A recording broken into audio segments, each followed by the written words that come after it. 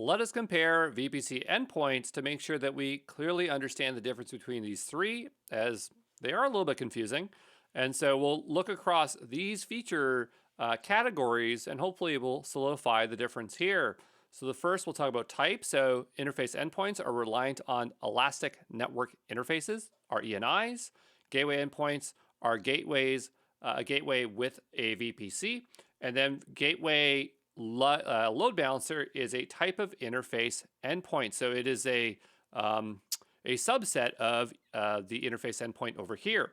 What is the use case for interface endpoints? Well, they provide private connections to AWS services, partnered services, and other VPCs without public IPs. For gateway endpoints, they're private connections to either S3 or DynamoDB from the VPC. And at this point, there's no other services that gateway endpoints work with. The gateway load balancer endpoint will route traffic to third-party virtual appliances like firewalls in another VPC. For service integration, this is utilizing AWS Private Link. For gateway endpoints, it is utilizing S3 and DynamoDB. For gateway load balancer endpoints, it is utilizing AWS Private Link as well as the gateway load balancer to perform this endpoint connection. For supported services, it supports a lot of stuff as we had shown in the prior list when we covered interface endpoints.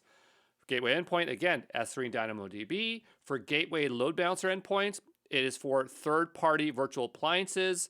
So it's going to vary based on the appliance, if that makes sense.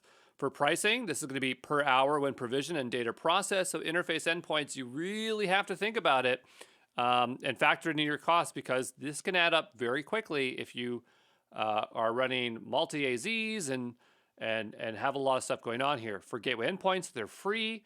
For gateway load balancer endpoint, understand what it's using under the hood. It's using AWS Private Link, so it's going to be subject to very similar pricing. For routing mechanism, it's using DNS interception and routing. For gateway endpoints, it routes table entries for specific destinations.